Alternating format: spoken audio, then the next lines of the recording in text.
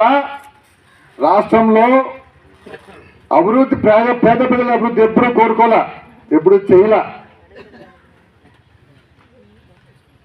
ఎప్పుడున్నప్పుడు కూడా మీరు గమనించండి, ఆయన చెప్తే హైదరాబాద్ లో ఐటీ పెట్టడం జరిగిందని చెప్పారు.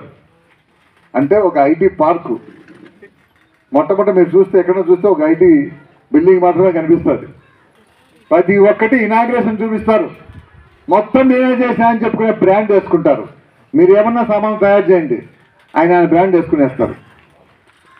చంద్రబాబు గారికి బాగా తెలిసిన విద్య ప్రచారం చాలా సక్సెస్ఫుల్గా ఎవరు చేసినా నేనే చేసుకున్నా అని చెప్పుకునే బాగా తెలిసిన విద్య.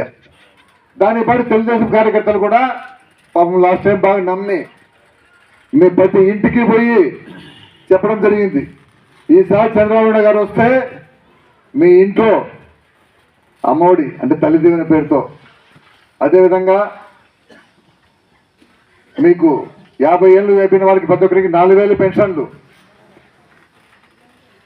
18 సంవత్సరాల అందరికి కూడా మీకు 10,000 రూపాయలు, ఈ విధంగా ఇంటికి పోయి మీకు ఇంత వస్తుందని చెప్తే ప్రతి ఒక్కరు ఆశపడినారు.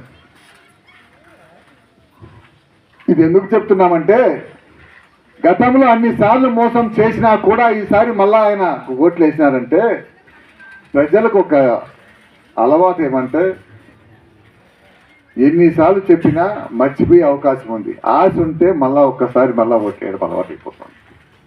కాబట్టి ఈ బాబు షూరిటీ మోసం గ్యారంటీ అనే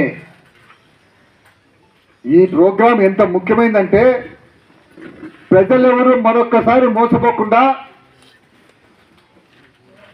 పెద్ద పార్టీగా ప్రజల పక్షాన్ని పార్టీగా మనందరం కూడా ఇంటింటికి పోయి ఈసారి మోసం చేసే పరిస్థితి లేకుండా ప్రజలను చైతన్యవంతం చేసే బాధ్యత తీసుకోవాల్సిందని విజ్ఞప్తి చేస్తున్నా.